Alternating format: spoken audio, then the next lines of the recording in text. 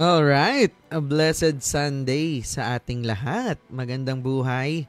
Good morning, good afternoon, and good evening. Kung saan ka man nanonood ngayon. Ako si Renz, isang negosyante and a follower of Christ. We're doing this every Sunday, consistently 8 p.m. Para, of course, we have to remember always, always, always, always, no? Na lahat ng mga skills natin, our abilities, 'di ba? Kung naman blessing ang dumadating sa'yo and even challenges, we have to acknowledge, no, na there's only one source of all. No? And we have to give glory to God as always. Kaya naman, we always do this every Sunday. So kung ikaw ay nanonood dyan ngayon sa Facebook Live, ayan, no, or kung nandito ka sa Zoom, welcome na welcome ka. Or baka dumaan to sa feed mo, sa story, di ba? Well, I can really say, no, na kung nakita mo man lang to or dumaan lang to, well, that's God's proper timing, no? Or maybe baka may nagtag sa'yo or may nag-share sa'yo ng link. Welcome na welcome ka. No? Welcome to our Sunday online fellowship or spiritual gathering. May tanong lang ako, ayan, sa Facebook Live, ayan, and even yung mga nandito sa Zoom, no? Ilan dito yung minsan nawawalan ka na ng pag-asa? Di ba? Huwag ka mag-deny, Kita ni Lord yan. Kasi real talk, no? Minsan ang buhay parang Wi-Fi signal. Di ba? Minsan full bar. Full bars, pakiramdam mo, ang lakas mo ngayon kay Lord, no? Parang, kasi feeling mo, nag-pray ako, nag-church ako, ay kaya ang dami kong blessing ngayon. Huh? Or minsan unstable. Di ba? Medyo naglalag. Parang ano lang yun, no? Praying, pero may duda. Lord, please. Di ba? Pag nasa church, yes! Grabe, thank you, Lord. Grabe, kaya to ni Lord. Pero pag wala ka na sa church, ikaw na lang mag-isa sa bahay, nagiging question mark na. Di ba? Kaya to ni Lord, sabi mo sa nang ikaw na mag-isa. Kaya ba to ni Lord? No, question mark na, no? Or minsan, wala talagang signal. 'Di ba? Bakit? Kasi lost connection. Hindi ka na kumo-connect, no? Talagang hindi ka na nagpe-pray. Naaalala mo na lang kapag meron na namang blessing or kapag meron na namang problema. No? Pero, alam nyo ba, hindi tayo lugi kay Lord. 'Di ba? Ang pag-asa kay Jesus, hindi katulad ng Wi-Fi. Hindi ito nawawala, hindi ito napuputol, at hindi ito naglalag. Hindi ito naglo-loading. Hindi ito nagbabuffer. Sabi nga sa 1 Thessalonians chapter 1 verse 3, we remember before our God and Father your work produced by faith, your labor prompted by love, and your endurance inspired by hope in our Lord Jesus Christ. So ngayon, ang pag-uusapan natin ang firm hope. Isang pag-asang hindi daw natitinag. Di ba? Yun yung firm. Na hindi fake at hindi base sa emosyon. So, kung ready na kayo, syempre, bago tayo dumiretso sa mensahe ngayong gabi, let's take a moment to be grateful. Kasi lahat naman tayo may pinagdadaanan, pero isa lang ang sigurado, may ginawa si Lord sa buhay mo ngayong linggo. So, ano yung isang bagay na ipinagpapasalamat mo kay Lord? Ayan, yung mga nandito sa Zoom, feel free to unmute, share. Yung mga nasa live, comment mo na yan, no? Kasi baka may bonus na blessing si Lord sa mga mag-share. Pero ako, I'm grateful because this has been a challenging week. Sa totoo lang. Yes, no? Syempre, it's not all about rainbows and butterflies, di ba? Pero for me, this week has been really challenging. But thank you, Lord. Kasi tama Ang gandang reminder lang na laging mentors namin. Kasi yes, this week we have an ongoing promo na sobrang hindi talaga. We have an ongoing promo na grabe yung blessing siya pero at the same time it's putting pressure on you. 'Di ba? Pero despite all of that, sa gitna nung promo na 'yon, ang gandang reminder lang talaga na 'wag ka talagang makakalimot. Kasi ang tawag doon, Cash is King promo, 'di ba? Pero mas maganda yung promo natin Christ is King, 'di ba? CIK pa din, parehas lang CIK, no? Cash is King, Christ is King. Ang promo kasi lumilipas. Pero yung presence ng Lord hindi yan pinapalagpas. Cancel mo na lahat, i-reschedule mo na lahat, baliwalain mo na lahat. 'Wag lang talaga si Lord. 'Wag lang talaga yung time kay Lord. No? He gives and He also takes. 'Di ba? Wag sana tayo ma-consume super habol-habol sa blessing, super habol-habol do sa mga gifts na nakakalimutan na natin kung sino yung blessor, yung totoong giver, yung source. 'Di ba? Sobrang nakaka-bless lang din kasi JC or this business, no, is a platform lang na ginamit ni Lord para ma-bless tayo. But sana wag natin sambahin yung promo. Thank you Lord talaga. Kahit sobrang busy, nag-uumapaw, buhos talaga yung mga transactions, no. Talagang unahin mo talaga si Lord. Babad ka talaga sa presence, no? Kasi God will always provide. No, we say no to pressure, 'di ba?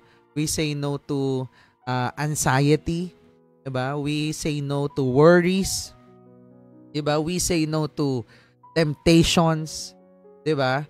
Kasi again, God is the ultimate provider. Siya talaga. Kaya sobrang blessing lang talaga na we're surrounded by our fellow believers. Talagang bukod sa pinupush ka, i-maximize, may mga tao din nagre-remind. No, so ako, I'm very thankful for accountabilities. Diba? I'm very thankful for small groups. Diba? I'm very thankful as well for the family. No? Nakaka-bless lang. And I'm very thankful din for technology. Sabi, sobrang pinapadali niya talaga kay natin. Yes, we can look at it on a bad side na, ay grabe yan, ganto. Pero at the end of the day, it's still a tool. No? Yung tool, pwede mong gamitin sa mabuti, pwede mong gamitin sa masama. But that, at the end of the day, it's a tool. 'Di ba? Na pwedeng magpagaan ng buhay. Yan. So, actually, ang dami ko pang gustong ipagpasalamat. Ang dami ko pang gustong i-share. Pero syempre, baka hindi tayo matapos pag shinare ko lahat. Ayan, may gusto ba mag-share? Yan. Meron ba gustong mag-share? Breakthroughs? Anong breakthrough? Anong ginawa ni Lord sa buhay mo this week? 'Di ba? Ayan. Dami ng natin nasa Facebook Live. Yes. Meron pa ba? Wala na. All right. So, syempre, ayan, no?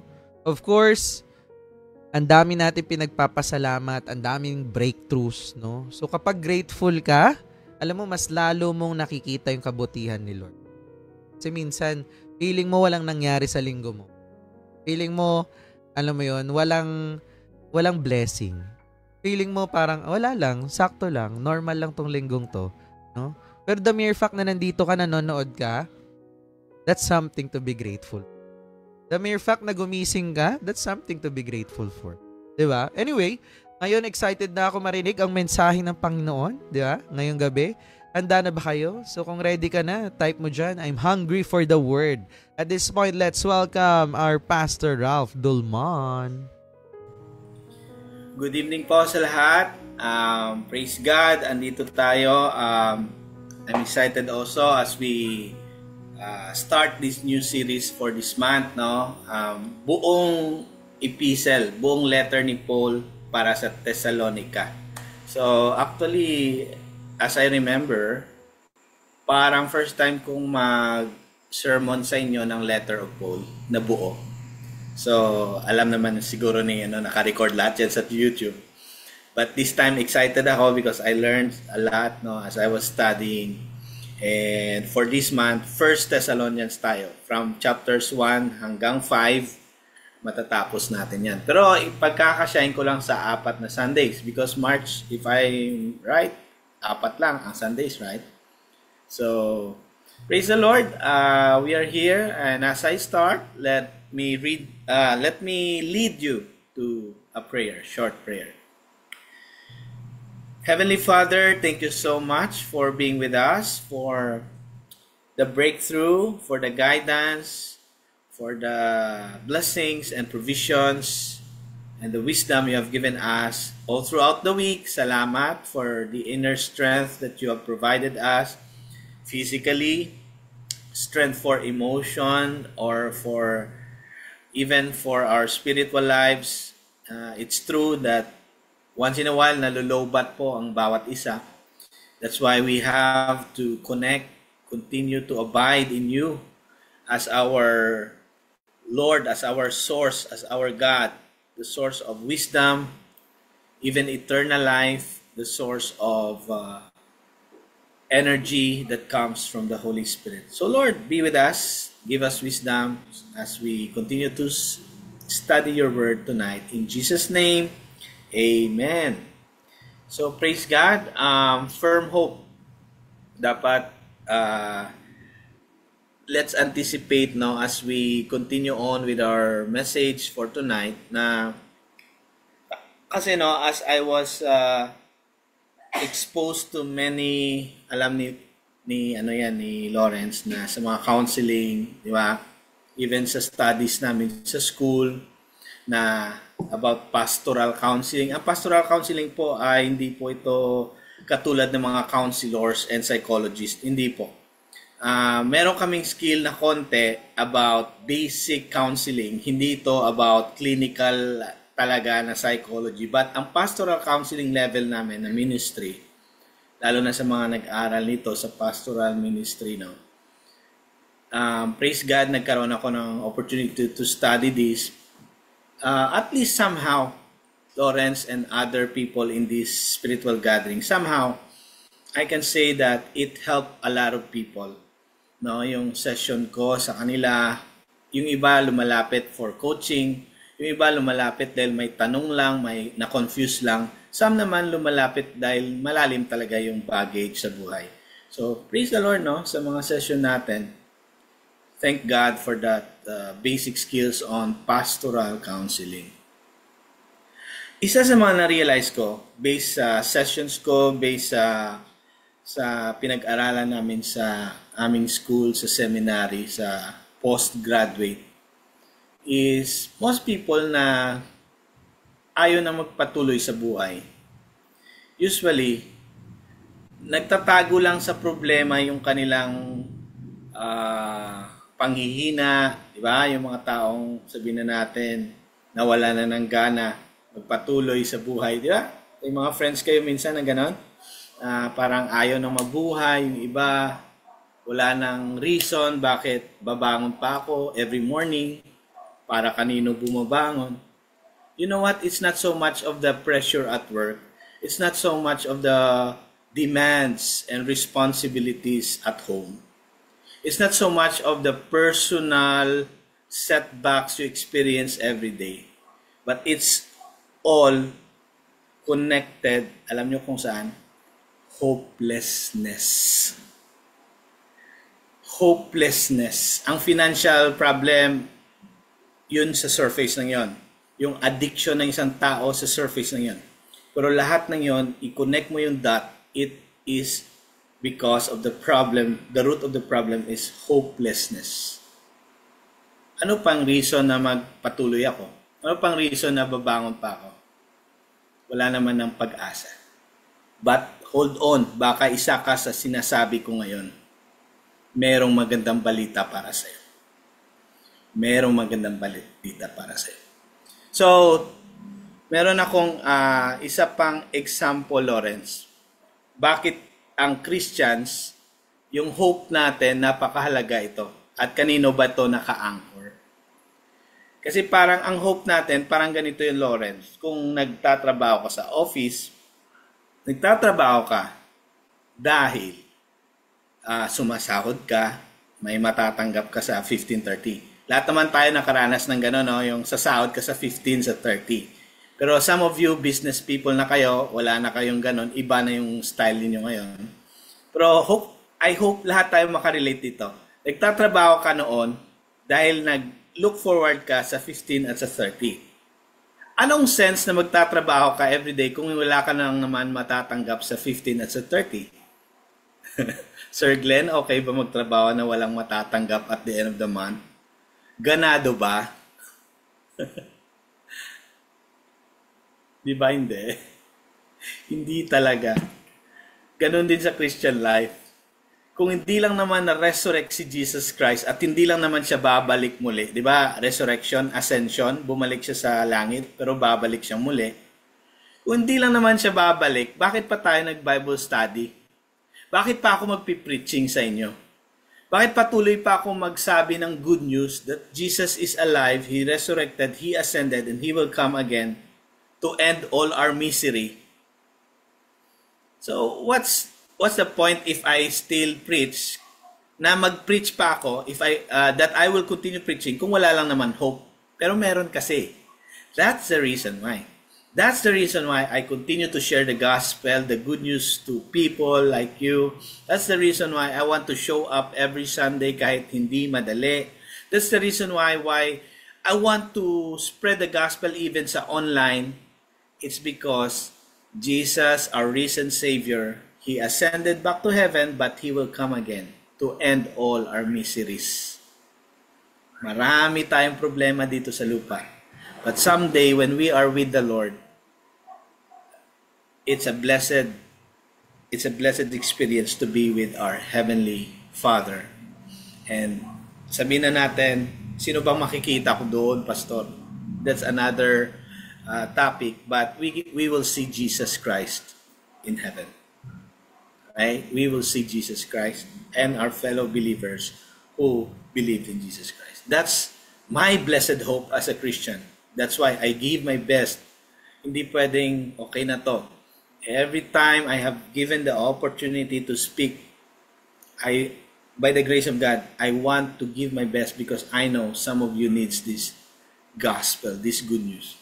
Now, let's go na sa may button ba ako to please, Lawrence. So ano ba ang konteksto bakit sinulat yung Thessalonians?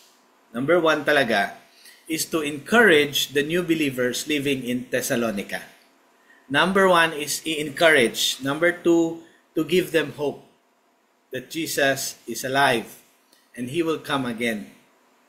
And marami pang reason si Paul, pero ito yung mga pinaka to comfort because kailangan ng comfort, kailangan ng encouragement. Mga bagong Kristiyano to.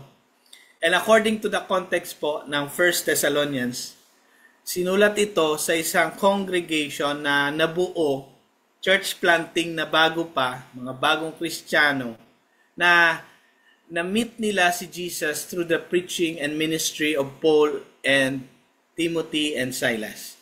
Ito kasi yung team ni Paul this time. Kasama niya si Timothy at si Silas. Or in other versions, Paul, Silvanus, which is Silas, and Timothy. So gusto nilang i-ensure na yung mga bagong Kristiyano na to ay ma-follow up. And also, di ba Lawrence, pag tumanggap na yung tao, may mga lesson sa VCF. Follow up. Ang nangyari dito sa mga new believers, dito sa Thessalonians, according sa research, according to source, syempre, I'm not the original. Syempre, kailangan i-ensure ni Paul, baka bumalik sila sa dati, kasi mga bagong Kristiyano to, kailangan ng pastor, di ba? Ikaw, Lawrence, pag sharean kita ng Bible, tapos hayaan na lang kita, anong mangyari sa'yo? Maliligaw. Maliligaw ulit. Siyempre, kailangan mo i-follow up si Lawrence. Kailangan mo siya, once in a while, may sharing kayo na informal, pwede ring formal like this. Pero hindi pwedeng pabayaan mo yung shineran mo ng gospel. So, yung tawag doon, i-disciple yun. So, yun ang gusto ni Paul. That's why, pinadala niya si Pastor Timothy. Naintindihan niyo? Si Paul, dinidisciple si Pastor Timothy at si Silas. So, pinadala niya si Timothy. At Binisita niya, inalam niya anong nangyayari sa mga believers in Thessalonica, kung okay lang ba sila, thriving ba, or baka na umatras na kasi wala naman ng minsan di-discourage din ng mga tao pag walang nagli-lead, di ba? So, ang magandang balita is pagbalik ni Timothy papunta na kay Paul kasi nakita niya na ang sitwasyon sa Thessalonica, maganda ang report ni Timothy at nakakagulat kung ano ang mga nangyari sa kanila. So yun yung ibig sabihin ng letter na to. No? Kailangan naintindihan natin bakit sinulat siya kasi mahirap na hindi mo naintindihan bakit sinulat yung letter. Okay? Kailangan dapat alam natin background, bakit sinulat ito. Okay, bago ko basahin, i-request ko si Lawrence yan, may isa pa akong nalaman na ito ay sinulat, ang letter to Thessalonians, sinulat noong 51 AD. Now, do the math. Si Jesus Christ, namatay sa cross, na-resurrect sa tomb, bumalik sa langit, nag-ascend after 40 days, nagpakita muna siya after resurrection. Sinulat yon ang Thessalonians 51 AD, si Jesus Christ 33, mga 18 years lang after Jesus' death, resurrection, and ascension, nasulat ito. 18 years. Now, fresh na fresh pa dahil si Jesus, ang mga nakasama niya, which is yung mga disciples, na once in a while si Paul, Apostle Paul, ay nakiki-fellowship din naman sa kanila Peter and James and other disciples. Si Paul mismo, nakita na naman si Jesus dahil sa vision, nagpakita mismo si Jesus, that's why na-convert siya. Now, based sa pagkasulat nito, ibig sabihin, Lawrence, marami pang buhay na nakakita, naka-experience sa power ni Jesus, nakarinig ng teachings and preaching si Jesus. Marami pang taong buhay during Jesus' time, no? During Jesus' time na nung sinulat ito ni Paul sa mga Thessalonians. So, this letter, for your information, is very near kay Jesus. So, this is very reliable and credible na nagpapatunay sa atin, Jesus is alive. Ang galing, no? Ng proof note, 18 years lang, nasulat agad ito after Jesus' death, resurrection, and ascension. I have a question sa inyo. Sino dito yung namatayan ng loved one na 20 years na? Ako, meron na ako mga lolo na patay na for 50 years or more. Kayo, meron na kayo? Ganon? Loved one na namatay na 20 years. Lolo. Sir Glenn. Ano yon? Lolo or lola? Pareho. Lolo at lola. 20 years ago. Yes, more than. Yes, more than. Itong tanong ko, di ba naalala mo pa rin yung itsura? Yes. Yung kung naabutan mo sila, alam mo ang itsura nila, hindi mo nakalimutan. Yung characters nila, kung at least meron kang clue, nung maliit ka, kung nakita mo sila. Kung di man, masasabi mo na totoong nag-exist yung lolo at lola mo. Kasi Yes. 20 years ago lang. Tama. So, ganun din naman nung sinulat ang Thessalonians. Totoong nag-exist si Jesus kasi 18 years ago lang after sinulat na ito. So, sobrang lapit. So, ang Bible, pag merong nagsasabi na, gawa-gawa ng tao lang yan, for your information, 1 Thessalonians was written 18 years after Jesus died, resurrected, and ascended to heaven, back to heaven.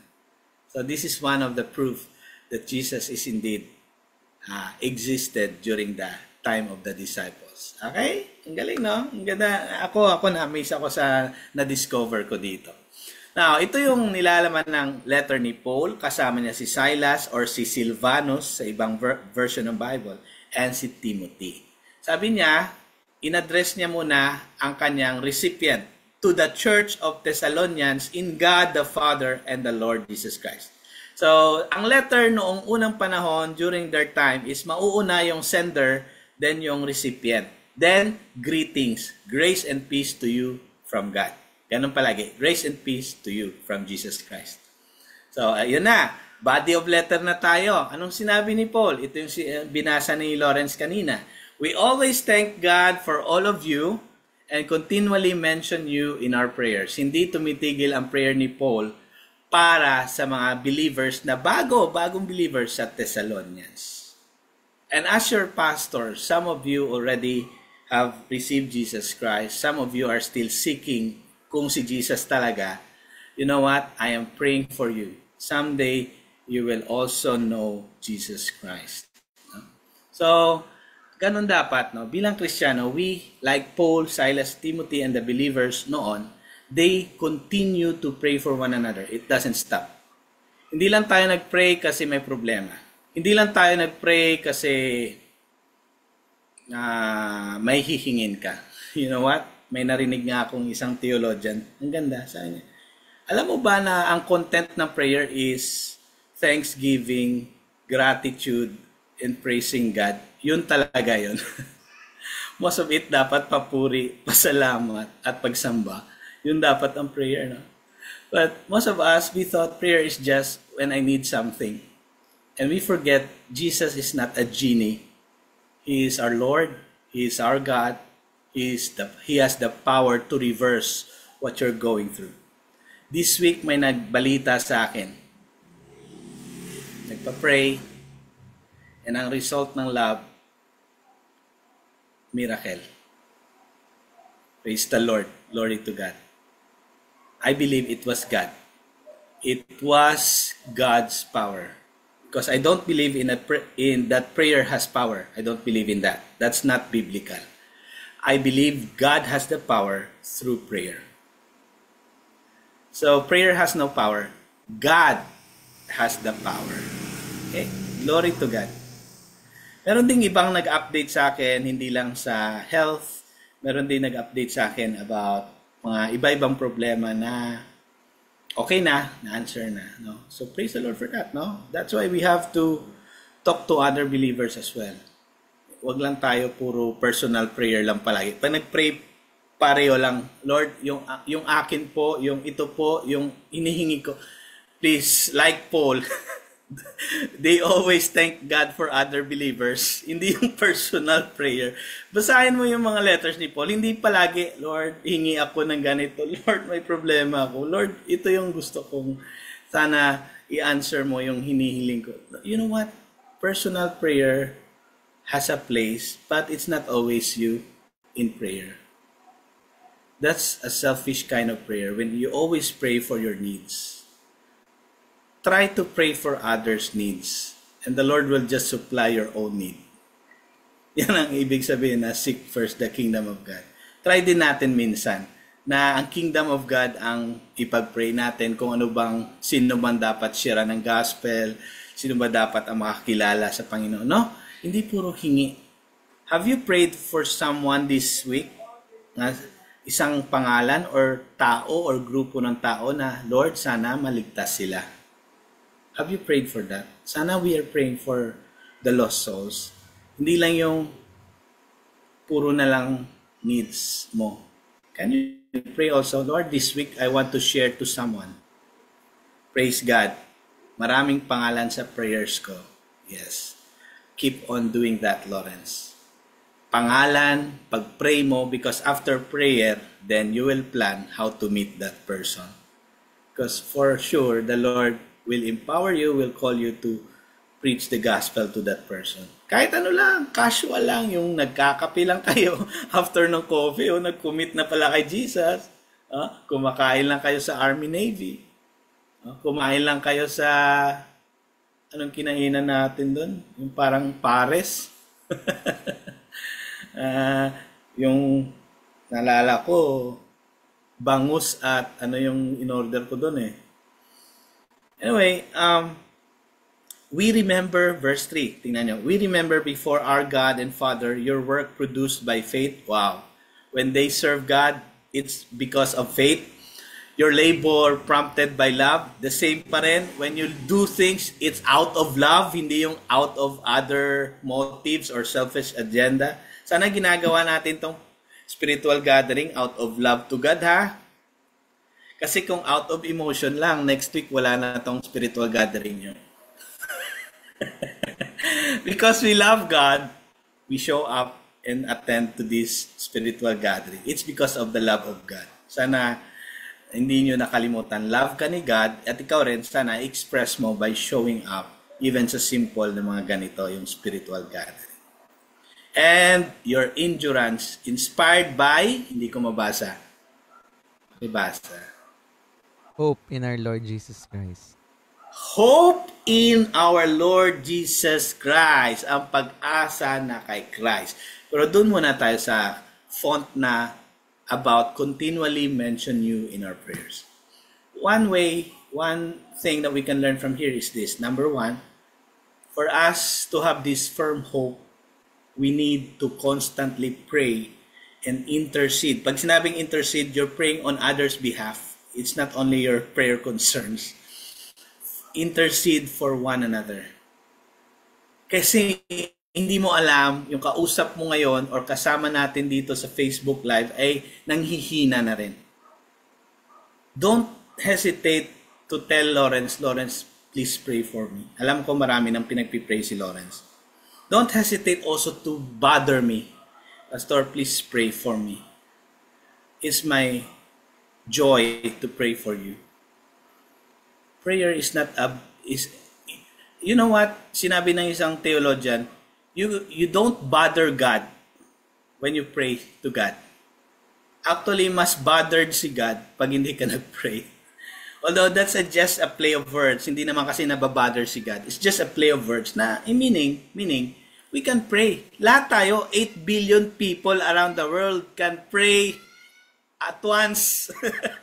And the Lord will understand each one. But merong bias. Only the believers will be heard. Bakit ganon, Pastor? Huwag mo nang sisihin si Lord. Ikaw naman tong ayaw, di ba? Ayaw mong lumapit, ayaw mong pray, ayaw mong magpa-pray, ayaw mong mag-reach out sa Panginoon. Tapos sisisihin mo, bakit? You know what? You want to be a child of God, then receive Jesus Christ. Believe in Him. Wala nang ibang Diyos. Baka nagsishopping ka pa na parang mall, ano kaya? Baka Diyos din to? O na. No other God besides Jesus Christ, whom the Father sent to save us on the cross. And now His presence is with us through the Holy Spirit. Walang ibang way but to follow Jesus, the way, the truth, and the life. To believe in Him and follow Him. And prayer is our communication because we already have this relationship with the Father in heaven. That's why we can call Him Father. We can pray to Him directly. And praying in the name of His Son, Jesus Christ. And the Holy Spirit is the one guiding us how to pray. And if we cannot say a word based sa Bible, even your wordless prayer, yung walang words, puro lang luha, yung parang groaning ka lang sa sakit ng dinadaanan, even the Holy Spirit can interpret your groanings and the Father understands even your prayers na puro na lang iyak. That's how beautiful the blessing of God to us. Pray or prayer. And why we need prayer? Why we need to pray for one another? Why we need to pray for one another? Because we are constantly in a spiritual battle. And based talaga sa experience ng former Satanist na nakita ko, I hope that's not a fake video, na noon, dalawa sila ng partner niyang Satanista. Pag may nakita sila mga Kristiyano, inaano nila ng spell. Pero demonic spell. Bad spell. Diba yung kay God, good spell, gospel, good news. Sa kanila, bad spell and curses. At alam nila, nakita nila literally, pag ang Christians pala nagpipray, parang may dome of protection around them na hindi makapasok yung mga bad spell and curses ng mga satanista. Kaya sabi nila, yung former satanista na naging believer, sabi niya, that's why ayaw ni Satan na mag-pray ka eh. Kasi when you pray, the hovering protection of God is like a dome protecting you, your family, and even your life. Huh? So, ang sarap pala ng blessing and privileges pag anak ka ng Diyos because the Lord's presence is with you, His protection, and His guidance. No? Sarap. So, what other things we can learn when we constantly pray? Okay, based on this next slide, sabi ni Leonard Ravenhill, if weak in prayer, we are weak everywhere. Pag mahina ang prayer life mo, walang gana palagi, busy kasi, don't expect na magiging strong ka sa lahat ng area ng life. Kaya ka mahina sa maraming areas ng life, minsan sa lahat ng areas ng life, kasi wala ka ng time mag-pray. Feeling mo kasi masusolve yung problema mo sa effort mo at sa busy-busyhan mo. When you are weak in prayer, you are weak in everything. This is a short quotation but it's powerful. To me, this struck me, this reminded me, this pierced my heart not to, yung parang comfortable na lang. Kumpiyansa masyado, hindi na nagpipray. Okay. Going back naman sa verse natin na binasa kanina, dito naman tayo sa color blue na endurance inspired by hope. Kanina, constantly pray. Next, we can learn na pag sinabing endurance, long-lasting, patuloy na naglalakad, nag-journey bilang Christian. So, bakit tayo confident at patuloy na naglalakad? It's because of our confident hope or firm hope as believers, as we believers look forward for Christ's second coming. Bakit in-include ko talaga ang looking forward for Christ's second coming? Kasi ito ang pinaka-conclusion ng ating paghihintay. Kung sa mga estudyante, ito yung graduation. Kung meron kang dinadaanan na madilim na tunnel, ito yung exit sa dulo. And when Jesus Christ comes back, lahat ng miseries natin, tapos na. Lahat ng hinihintay natin, may experience na natin. Bakit ba kailangan hintayin si Jesus? Kasi, ito lang yung sabi ko kanina, kung nagtatrabaho ka, parang ito yung sahod. Diba? Kung walang sahod, bakit ka pa nagtrabaho? Ganon din sa Christian life. Bakit ka pa nagpatuloy? Wala nang sense ang spiritual gathering kung wala lang namang waiting for the coming of Jesus. Kung wala lang naman pala tayong, yung sa Ilonggo, ang tawag doon, palaabuton. Yung hinihintay na darating. Kung wala lang din naman hinihintay na darating na si Jesus Christ, what's the point of spiritual gathering? What's the point of going to church? What's the point of reading the Bible?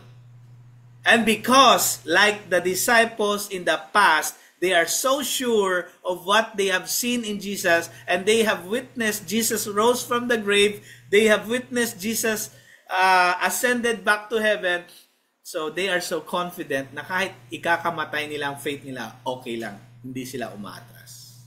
Ganon din naman tayo sa buhay. When we have this blessed hope, waiting, confident hope that Jesus will come again, lahat ng mga maliliit na setback sa buhay, papagpag mo lang yan. Pero kung wala kang blessed hope, sabi ko nina, hopelessness, wala nang pag-asa sa buhay, wala nang reason to live, ito na yung nanghihina ka na at nag-iisip ka na tapusin na lang buhay mo. But, if you know your Lord Jesus Christ, your Savior, will come again, then this gives you hope, joy, and patience, and endurance na parang marathon. Endurance hanggang matapos ang marathon. Di ba sa dulo ng marathon, sa tingin mo, Lawrence, bakit gusto nilang tapusin kahit malayo? Yung iba, para lang, at least napatunayan ko na kaya ko palang tapusin. Pero sa tingin mo, hindi talaga sila nag-long sa reward. Napaka-hypocrite naman pag sinabi natin, Lawrence, join ka nga sa marathon, pero don't look for the reward. Hindi. You will really dream also na hopefully naging first ka, di ba? No, nakafocus sa finish line. Oh. Yun kasi, bakit? Ano bang meron sa finish line? Hindi mo man makuha ang reward, pero at least napatunayan mo na kaya mong ikutin. At ito pa, itong pinaka-obvious, Lawrence, manalo ka or matalo, ang finish line kasi, yan ang symbol ng kapahingahan. May medal ka o wala, ang finish line, exciting kasi tapos na ang race. Ibig sabihin, magpapahinga ka. So, ganun din naman sa Christian life. Meron din kapahingahan ito. Meron din sa dulo. When Jesus Christ comes again. Now, what can we learn more about hope? What can we learn more? According sa mga reflections and quotations, kinuha ko rin sa ibang theologian, hindi ko ma-press. Yan. Sabi ng isang magaling na philosopher and theologian, to live without hope is to stop living. Or in Old English, to cease to live. Pag wala na palang hope, wala nang reason para mabuhay. Kaya pala, may basis pala yung sinabi ko kanina na kaya ang iba gusto na nilang tapusin buhay nila abruptly kasi wala nang hope. Meron pa akong paalala. Wait lang. Marami pa tayong pag-uusapan sa hope. Ano yon? Click ko. Pakibasa, Lawrence. Misplaced hope will end in disappointment and worse, despair. Yan. Anong misplaced hope? Ito yon. I'll give you an example. Nagkaroon ka ng anak. Sabi mo, pag nakatapos lang ito yung aahon sa buhay. Tapos yung anak mo nakagraduate. Ito, gawa-gawang story ko lang to ha. Wala po akong kilala na may ganito, pero baka magkataon ganito yung nangyari sa'yo. Hindi ko po alam buhay mo. Ito yan. Kung makagraduate lang to ng doktor, ito yung mag-aahon sa amin ng buhay. Tapos biglang pagka-graduate, syempre masaya. Tapos, syempre, nag-marry agad. Tapos, syempre, kailangan niya na mag-focus sa sarili niyang family. Nagbibigay din naman sa'yo, pero hindi na ganon yung sinabi mo. Akala mo, iaahon ka talaga. Pero, nag-asawa na, kailangan mag-focus na siya sa kanyang family. So, anong nangyari? Misplaced hope. Akala mo, ito yung hero mo. Biglang na in love. Nawala na siya sa wisyo, hindi na natuloy yung may dream ka pa sana na pagawan ka ng bungalow na house. Bayaran lahat ng mga pinang-utang mo para makatapos lang siya. Paano kung nagkaroon siya ng bigla ng asawa at nakalimutan ka? So itong tawag na misplaced hope. Nilagay mo sa bata yung hope. Pwede rin nilagay mo sa savings mo sa bangko. Tapos, nagkaroon ka ng sakit na kahit may pera ka, hindi ka naman gagaling. So, anong tawag doon? Misplaced hope. So, ang misplaced na hope na yan, ang ending yan, for sure, madi-disappoint ka. At yung pinaka-worst, despair. Hopelessness tawag sa despair. Wala na talaga. So, wala na. Akala ko ito yung mag-aahon sa buhay ko. Akala ko yung anak ko. Akala ko yung trabaho ko. Akala ko yung business ko na kumikita ng malaki, ang siyang magkukumpleto talaga sa kasiyahan ko. Pero hindi. Again, misplaced hope tawag doon. Kasi even sa Bible, sabi ko na last month, dangerous pag nilagay natin ang ating trust sa wealth. Because wealth is so uncertain. Even yung yaman na meron ka, uncertain po yan. Yes, may pambayad ka sa hospital, pero uncertain yan. Sa ibang, may mga problema sa buhay na hindi mo kayang solusyonan ng pera. Sa totoo lang, may mga problema sa buhay na hindi solusyon ng pera. Okay? Pero hindi ko sinabi na hindi ka na magtrabaho at hindi ka na kumita. Kumita ka. Pero don't place your hope on those things. Kanina, binasa natin, place your hope in Jesus Christ. In Jesus Christ.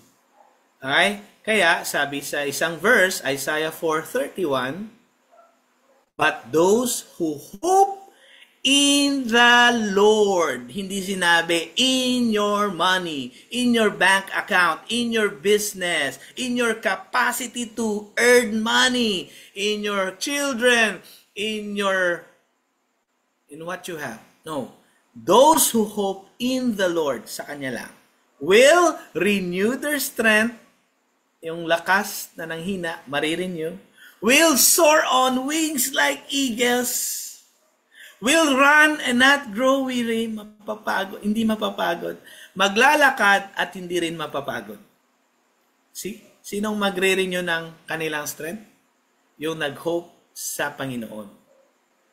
Pero yung mga nag-hope sa bagay, sa tao, sa pera, sa posisyon, sa company, doon yung hope mo, I tell you, yes, masaya ka sa una. At in the end, hindi ma-renew ang strength mo. Hindi ka mag-soar like eagle. Bakit? Because things can be taken away from us by God anytime. To prove to you na ang trust mo kasi nandito na eh. Binabalik ko lang yung atensyon mo sa akin ka tumingin. Ako yung giver niyan. Huwag mong sambahin yan. Huwag mo ilagay ang trust mo dyan. Sa akin ka, anak. Okay? So, simple lang ha. Isaiah 40:31. Those who hope in the Lord, sila yung magkakaroon ng strength ulit. Ito na yung sabi mo, Lawrence, di tayo nag-uusap po. Ito yung magcha-charge spiritually, magcha-charge emotionally, magcha-charge sa lahat ng areas na kulang ng strength. Yun yung nag-hope sa Panginoon. Walang ibang hope sa Panginoon. So, balik tayo sa ating text. Pakibasa nga, Lawrence. Medyo mahaba ito. For we know, brothers and sisters, loved by God, that He has chosen you, because our gospel came to you not simply with words, but also with power, with the Holy Spirit and deep conviction. You know how we lived among you for your sake. You become imitators of us and of the Lord, for you welcomed the message in the midst of severe suffering, with the joy given by the Holy Spirit. And so you became a model to all the believers in Macedonia and Achaia. The Lord's message rang out from you not only in Macedonia and Achaia.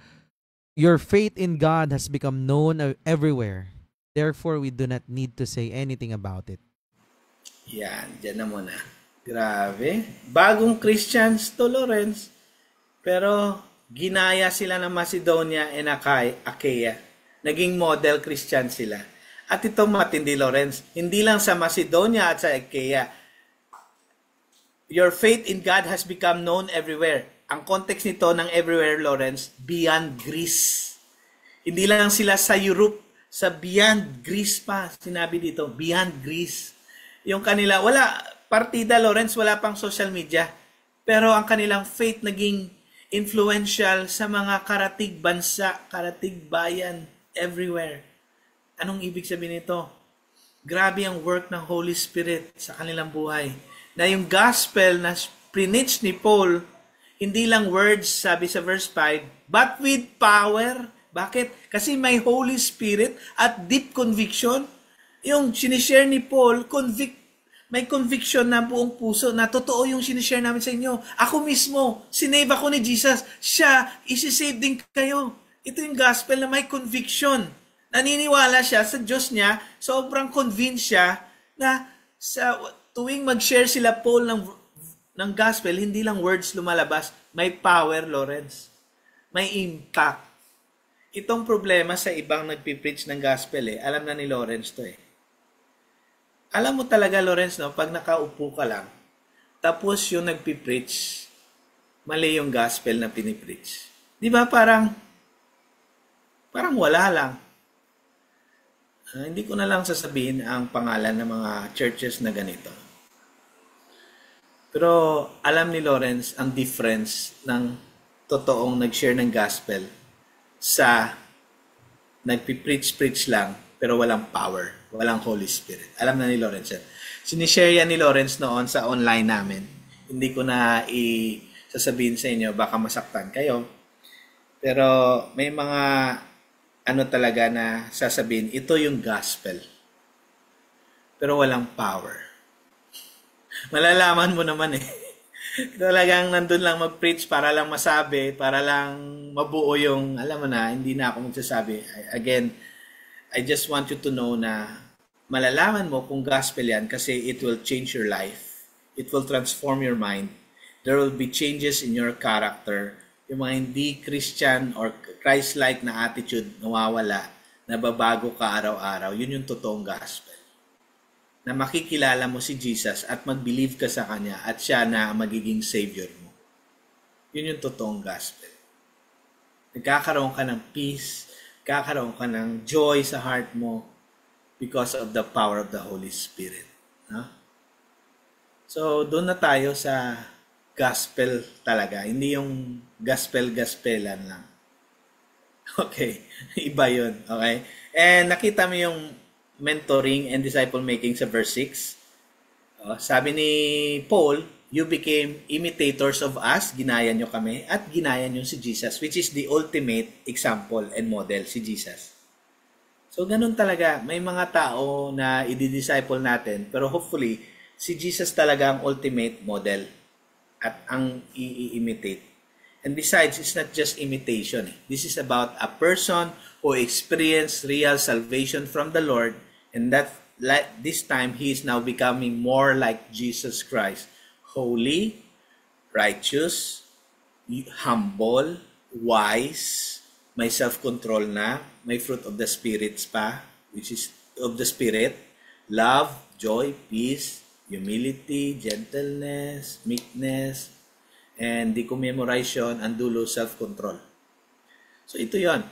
Because of that, nagkaroon sila ng in-embrace nila yung message. They welcome the message. Nakita nyo yung blue font. They welcome the message, embrace the message, believe in Jesus in the midst of severe suffering. Now, ang context nito, nandito na, nakasabi na yung new believers sa Thessalonians, nagsuffer sila because they are Christians. And time will come, there will be a global persecution sa lahat ng Christians. I hope hindi kayo na misinform or hindi kayo ignorante. Time will come, there will be a global tribulation and Christians will suffer. So these are caused by moral evil. And also with natural evil. Ano ito? Yung mga disasters, mga sickness na hindi na ma-cure. So moral evil and natural evil, magsasama-sama yan, magsasabay-sabay. And that's the Great Tribulation. So ngayon, hindi pa global. Sa Pilipinas, kung Kristiyano ka, wala namang nangingialam sa'yo. Usually, wala pa namang namumugot dito ng ulo, no? Dahil Christian tayo. Wala pa. Ibig sabihin, hindi pa global yung tribulation. Pero you know what? Sa Congo, sabi ng isang pinsan ko, 70 ang pinugutan ng ulo because they are Christians. Last week. So, regional pa, local pa yung persecution sa Christians. Time will come, it will be global.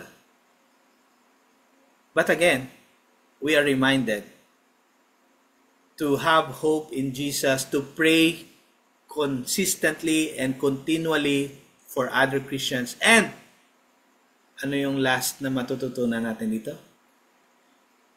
To have comfort.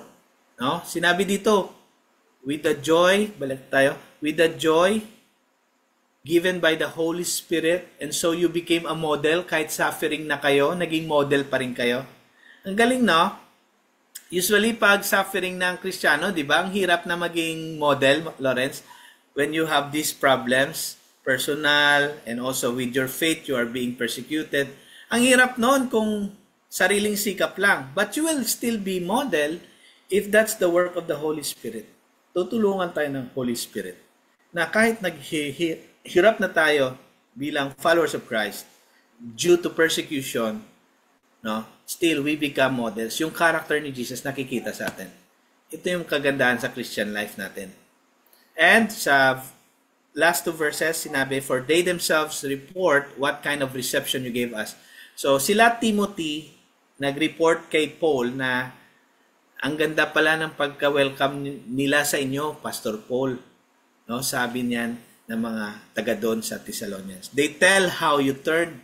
Also, sabi ni Paul, sinabi ni Timothy sa akin na kayo, noon, you are worshiping idols, but now, you have turned to God from idols to serve the living and true God. So, masaya si Paul, na-encourage si Paul na malaman ito, na nireport sa kanya ni Timothy at ng kanyang mga kasama na maganda naman pala yung nangyari sa mga taga-Thessalonians. Kahit bagong Kristiyano sila, they have turned from idols. Hindi na sila sumasamba sa ribulto, hindi na sila sumasamba sa mga Diyos-Diyosan. And they are now serving the living and true God. And that's Jesus Christ. And they are waiting to wait for His Son from heaven, whom He raised from the dead. Jesus, who rescues us from the coming wrath. Sinong coming wrath ito? Yung coming wrath of God, punishment of God sa mga hindi naniniwala. So, ang galing, no? So, si Paul bilang pastor nila na nagsulat sa kanila, na-bless actually.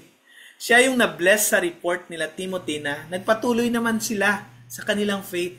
Hindi sila umatras. Datapwat, sila ay nag-worship na, nag-serve na sa living, sa buhay at totoong Diyos. And they are waiting for the Son, Jesus Christ, from heaven to come back again. So, na-comfort si Paul. Imbes na siya mag-comfort, sumulat siya para i-comfort, na-comfort din siya. So, ito yung last truth na ma-experience or ma-remind tayo that even in the last days, there will be comfort amidst affliction because we have the Church of Jesus Christ. We pray for one another. We kamustahan tayo. Si Paul ang kamustahan noon, sulat Sa atin ngayon, pwede chat lang.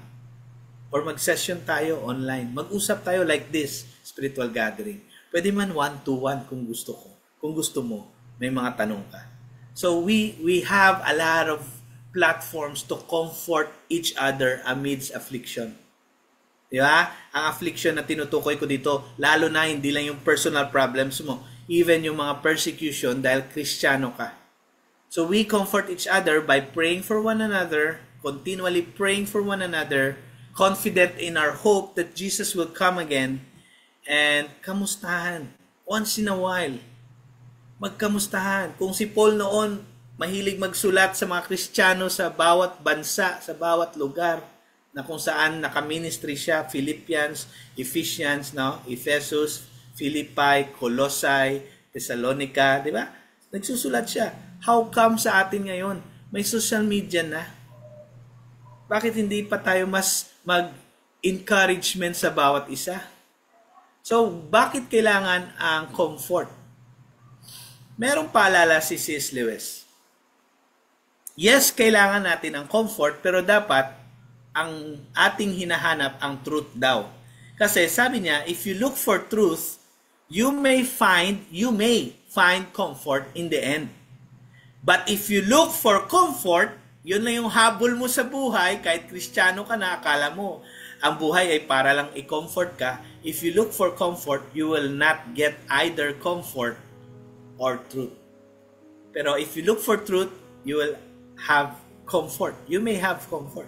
But if you look for comfort, you will not get either comfort or truth. Only soft soap and wishful thinking to begin, but in the end, you will still end up in despair, hopelessness. So ako, para pala sa ating mga Kristiyano, para ma-comfort ka, read the Bible. Look for the truth. Hindi yung you read the Bible and find for comfort. No, you will not get that. And I tell you, ito pa, ang truth na pinag-usapan natin, hindi siya idea. Hindi siya verse lang. He is the Lord Jesus Christ. Ibig sabihin, look for Jesus Christ and you will find comfort and peace. But if you look for worldly and temporary comfort, you will not find Jesus and you will not experience comfort. Instead, you will end up despair. Ang totoong comfort na kay Jesus Christ. Wala sa mundo, wala sa temporary things na meron ka. Don't look for comfort. Pag Kristiyano ka, look for Jesus na. Look for the truth. Kasi siya lang ang maka-comfort sa iyo. Siya lang makapagbigay sa iyo ng peace. Meron pa? Meron pa ba? Wala na. So again, ano yung tatlong natin? Ang pinaka-series natin kasi, empowered to live through end times. So we can be empowered by praying for one another, continually praying for one another, with our confident hope that Jesus Christ will come again, and with comfort in the midst of hardships, and specifically when you are being persecuted bilang Christian. You know what? We can find comfort in the Lord, and don't forget, we can find comfort also with our fellow believers. Saan pa ba tayo pupunta? So God bless you. I hope huwag na nating tipirin sarili natin. May social media, may messenger, may Zoom, may video call. We can comfort one another if we pray for one another. And we continue to remind each other that our hope is in the Lord. Wala sa pera, wala sa kinikita, wala sa posisyon mo sa society or sa company. Ang pag-asa mo talaga na kay Kristo. And also, malapit na ang election, ang pag-asa na kay Kristo, wala sa politiko. God bless. Agree. Ayan. Nakaka-bless, di ba? Firm hope. Ganda, no? Nakaka-bless, parang yung sinabi kanina ni Pasno, na parang lang yan, no? Yung may kang sahod na ginagawa. Diba? Na ang galing nga din kasi ang discipline natin is iba kasi, di ba? Pag negosyante, wala kasing ine-expect na na 15:30. Talagang na yan, effort equals result. Ganun na agad, di ba? Kasi unlike ng sahod, talagang lang naman pasukan mo lang, alam mo sa sahod ka. Di ba? So, parang mas challenging yung part na yun. Di ba? Kasi, ang ganda ng example ni Pas kapag pumapasok ka, di ba? Talaga naman pasukan mo lang wag ka lang absent. Then you're looking forward for the 15 and 30. So, parang nung naging Christian ka, naging negosyante ka. Kasi nga, hindi mo naman alam kung kailan dadating. Pero, you work for it. Diba? And, talagang promising kapag dumating naman. Diba? Worth it naman lahat nung ginawa mo kapag dumating din. Ang galing, no? Pero at the end of the day, tama, bilang tao, no? Sino dito minsan na-discourage? Huwag ka na mahiya, umaming ka na. Diba? Minsan kasi ang buhay parang roller coaster May araw na, alam mo yun, hype na hype ka Feeling mo, you're unstoppable. Diba? Pero may araw na parang gusto mo na lang magtago sa kumot, no? Humilata ka na lang buong hapon. Diba? Pero alam mo yung hope talaga kay Lord, diba? Hindi katulad ng roller coaster. No? Again, sabi nga, we remember before our God and Father, your work produced by faith, your labor prompted by love, and your endurance inspired by hope. No? So, ang ganda, no? Number 1, yung firm hope is built through prayer, interceding for one another. We always thank God, diba, for all of you and continually mention you in our prayers. Alam mo, real talk lang. Minsan, kaya tayo madaling mawalan ng pag-asa. Kasi, hindi lang tayo kulang sa sa prayer, kundi kulang tayo ng pinagpe-pray. Alam mo yun, mas updated pa tayo sa chismis kaysa sa prayer life natin. Di ba? Mas mas intriga ka pa kung nagkabalikan na ba sina Katniel. No? Yun, mas updated pa tayo sa sa mga ibang bagay, 'di ba? Mas mahaba pa 'yung screen time mo kaysa kay Lord. Kaka-scroll mo diyan, no? At minsan, yun nga, puro lang sarili mo pinagpe-pray mo. 'Di ba? Pero alam mo ba, sobra talaga. Lakas talaga ng impact ng intercession, no? Sabi nga sa Job, no, 42:10, the Lord restored the fortunes of Job when he prayed for his friends.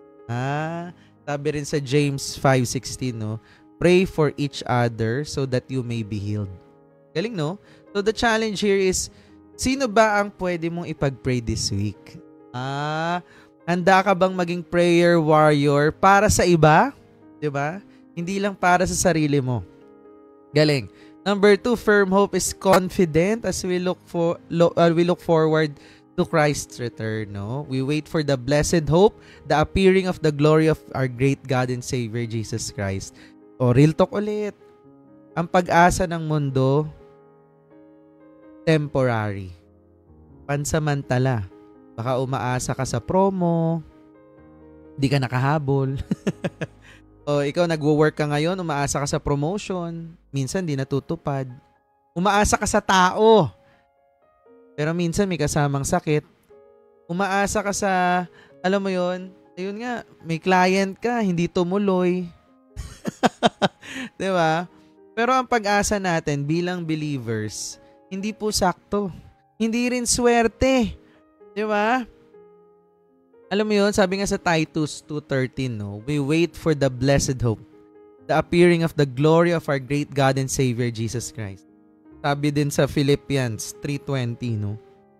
Our citizenship is in heaven, and we eagerly await a Savior from there, the Lord Jesus Christ. So the challenge is, ano ba ang mas pinaghahandaan mo? Yung earthly future mo o yung eternal, no, or eternity kasama si Jesus Christ, no?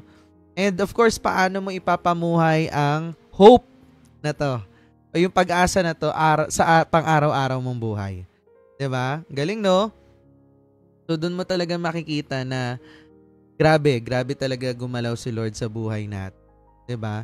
And syempre lastly, no, grabe ang ganda nun. Firm hope stands strong amidst trials, no? You welcome the message in the midst of severe suffering with the joy given by the Holy Spirit. That serves as a reminder, no? Na ang totoong hope o yung pag-asa, hindi nasisira pag may challenge. Hindi nasisira kapag may problema. Hindi nasisira kapag may unos. Kasi nga hindi yan base sa emosyon mo.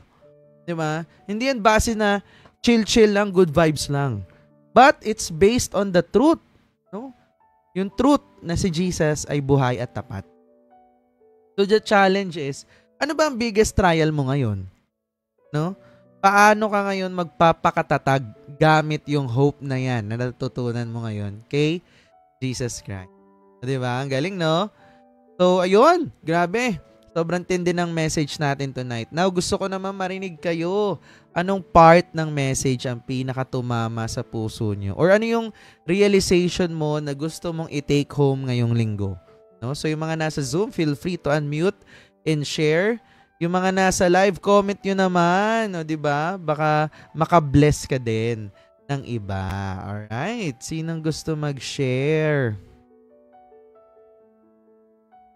Meron ba? Magandang gabi, Pastor. Magandang gabi po. Share ko lang, GL, yung natutunan ko ngayon kasi nga, 'di ba? Yung mag-pray ka para sa ibang tao.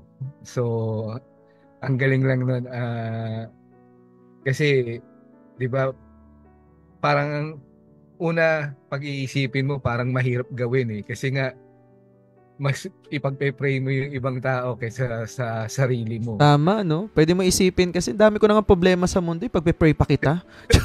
Kaya nga tama. Kaya ang galing lang nung gano'n na kumbaga mas makakaluwag talaga sa puso mo tsaka sa isip mo na kumbaga nagsasalba ka ng ibang soul 'di ba? So, ang galing lang talaga doon ni Lord. Talagang parang yun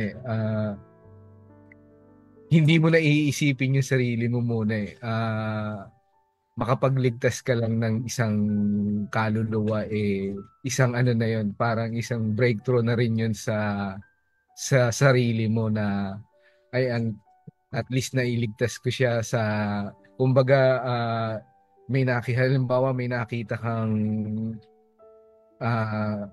sa isang pulubi sa lansangan, at least mapag-pray mo siya na sana maging okay siya, 'di ba? Yung sa kanyang pang-araw-araw na ginagawa maging ligtas siya. So ibang feeling din yung ganun, makapagsalba ka lang bukod sa sarili mo na siyempre ikaw naman, alam mo rin naman kung ano yung kakayanan mong pwede mong magawa sa buhay. So, kumbaga makakatulong ka sa ibang bagay pa rin. Parang ano lang din yan. Tama nga si Pastor eh. Huwag sa politiko yung tignan mo, kundi si Lord pa rin talaga yung magsasalba sa atin eh. Tama. Wala nang iba. Ang galing lang talaga. Yun lang, Yeah. GL. Salamat, Pastor. Thank Galing. you. Thank you, no? Alam mo, prayer really works. Prayer does one. Pero ang galing lang ng reminder ni Pas kanina, no, na hindi yung prayer of powerful. Si God ang powerful. 'Di ba? Kasi nga ano lang 'yan. Kumbaga kung may messenger ngayon, yun yung messenger natin kasi kay God eh.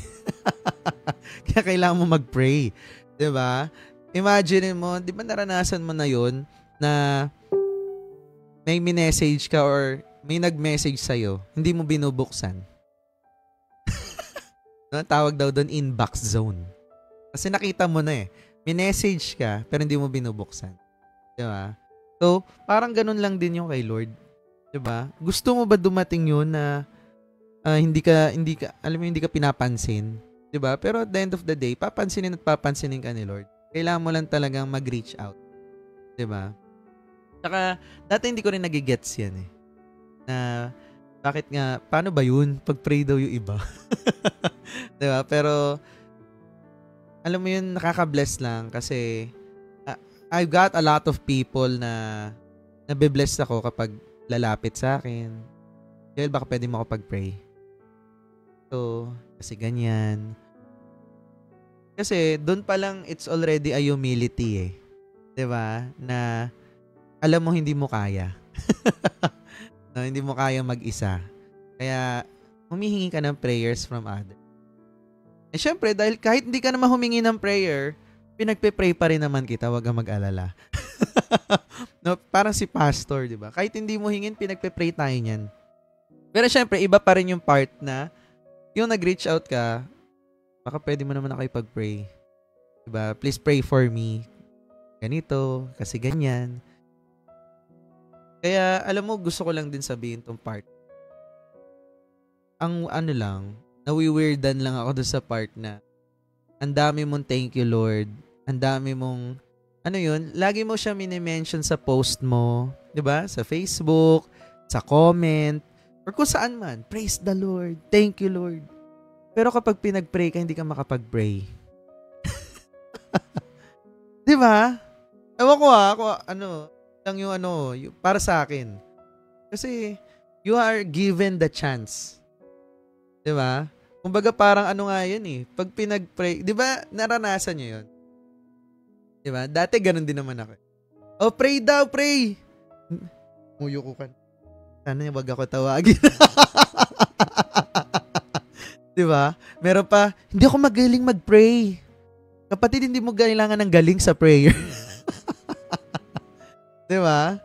Yung parang, alam mo yun, at the back of your mind, deep in your heart, di mo kailangan magsinungaling, di mo kailangan itago. Alam mo yan sa sarili mo. Diba? Pag sinabi, pray na, meron kang part na, sana wag ako. Diba? That's the truth. Kasi ganun din ako dati, kaya alam ko. Pero, dapat ang attitude pala natin, kasi nga, imagine mo, ikaw nga yung nabigyan ng chance para, alam mo yun, kumbaga, ikaw ngayon yung ikaw yung malapit kay Lord, di ba? Ikaw yung nagpe-pray, ikaw yung nagsasabi, di ba? Kumbaga parang lang yan eh. Imagine mo na lang nasa company ka, di ba? Di ba ang sarap dun sa part na ikaw yung pinapunta ng CEO, ikaw yung pinatawag. Kasi privilege eh, di ba? Hala, ba't ako? Hindi ka kakabahan kasi alam mo may maganda kang ginawa eh. Di ba? Pupunta ka, excited ka, grabe, first mamimit yung CEO. Grabe nakaka-bless. Pero pag sa prayer, tumitiklop ka. 'Di ba? So, ayun lang, wag tayong mahiya sa prayer. 'Di ba? Kumbaga, wala namang format 'yan. Hindi mo kailangan maging magaling mag-pray. Just pray. 'Di ba? Wala namang magja-judge sa iyo eh. Ay, ang ikli ng prayer niya, dapat mas mahaba. Wala namang ganun. Di ba? Just pray. Di ba? Wala, gusto ko lang sabihin. Kasi, ano yun eh. Oo, parang pinupush ako ni Lord. Sabihin mo yan. May sinend ako, basahin Yes ko po. lang. Sige po. Sabi na ni Cory Tenboom, actually siya po ay Jewish na babae sa concentration camp ng mga Nazi sa German. Bale, ang experience niya hindi maganda, na-rape siya doon ilang beses, maraming nag-rape sa kanya. Pero one time, nag-testimony siya sa isang church, yung mga nag-rape sa kanya na nagbago na rin, nag-repent, nandun sa likuran. Galing. Alam mo, siya tong babae na after the testimony, after the church service, pinunta niya doon ang mga nang-rape sa kanya. Grabe, pinatawad niya. At siya nagsabi na, when a Christian shuns fellowship, ayaw na makipag-fellowship with other Christians, the devil smiles. Ang demonyo nakangiti. When a Christian stops studying the Bible, the devil laughs. Tumatawa yung demonyo. When a Christian stops praying, the devil shouts for joy. So it doesn't matter anong klaseng prayer, mag-pray ka lang. Kasi tuwang-tuwa ang demonyo pag di ka nag-pray. So meron nga isang tao nag-pray, hindi siya sanay. First time. Story ito, story. So dahil first time siya nag-pray, hindi niya alam paano mag-stop. Pero again, di ba, mas maganda pa rin yung nag-pray ka kahit di mo alam paano mag-stop, paano simulan. Tama. Sa kanya, paano tapusin, hindi niya alam. Sa dulo, sabi na ng iba, tapusin mo na, kasi matagal na eh. Hindi niya alam, sabi niya sa dulo, yours truly.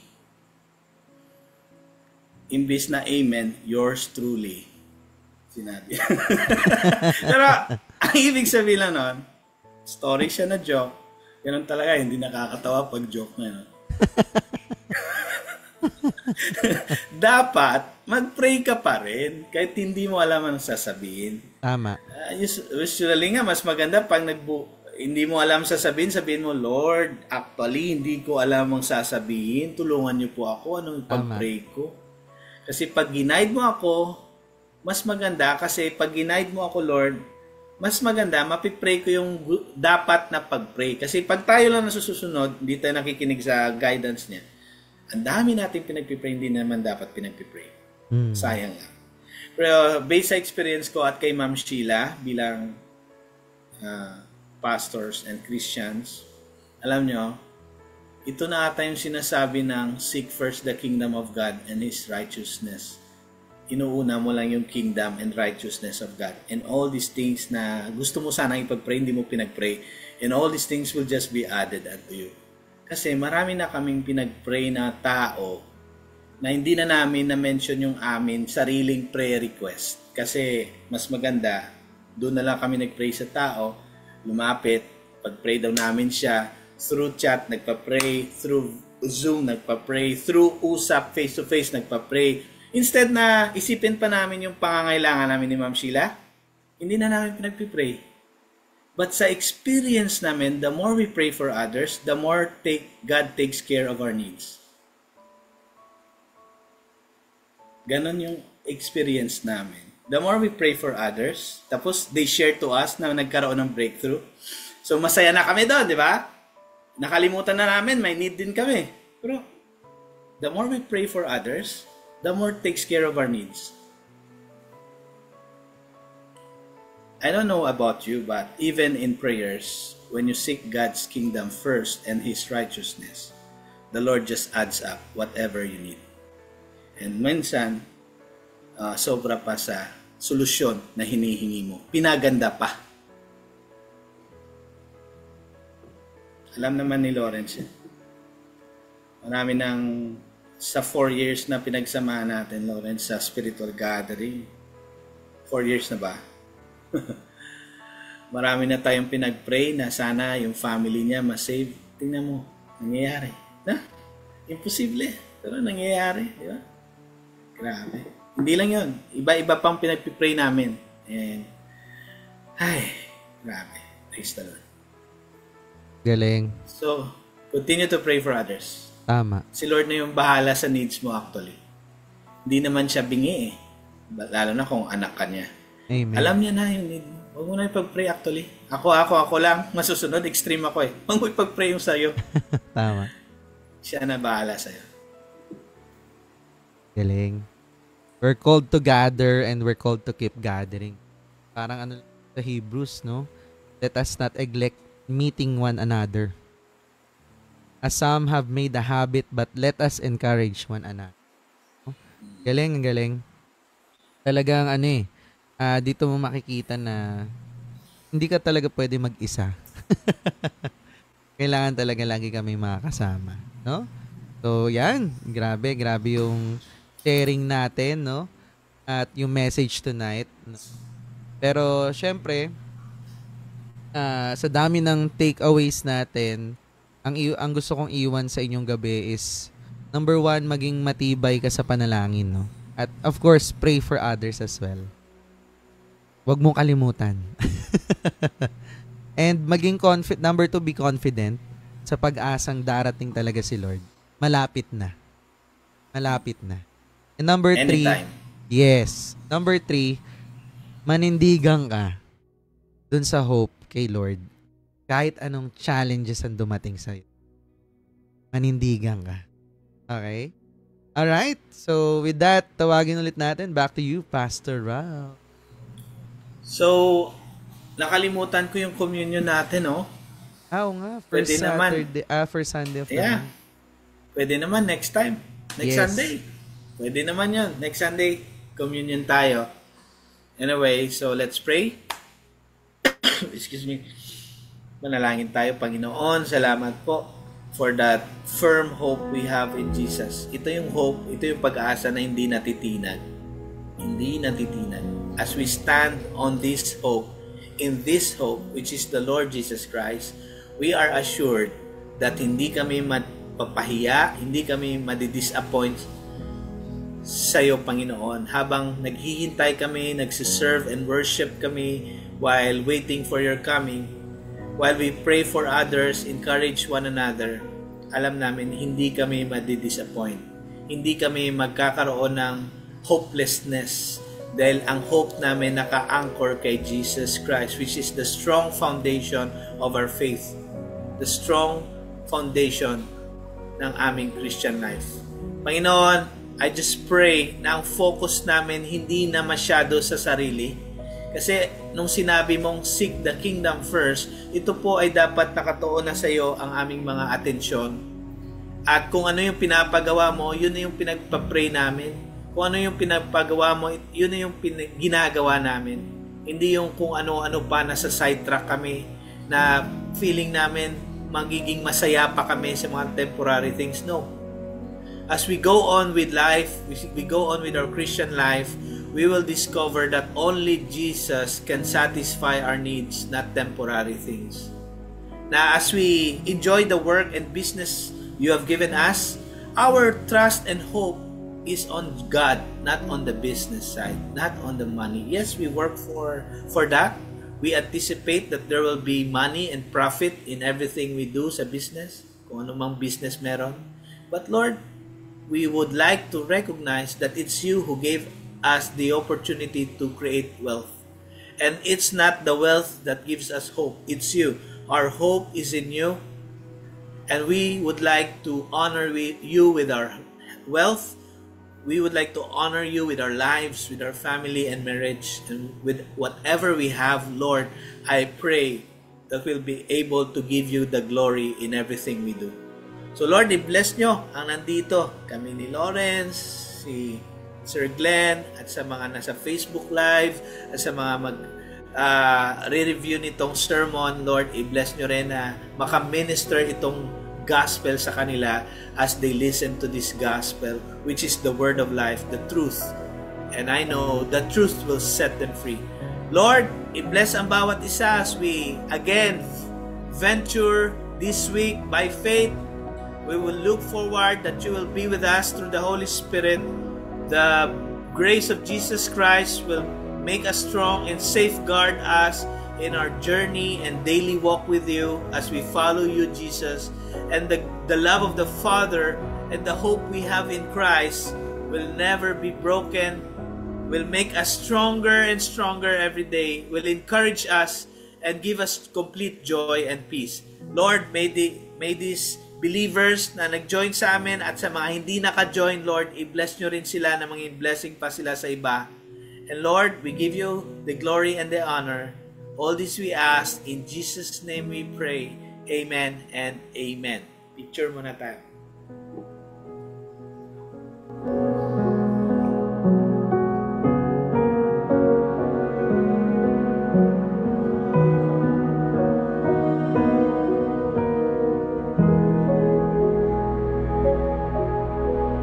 God bless. Thank you. Thank you so much.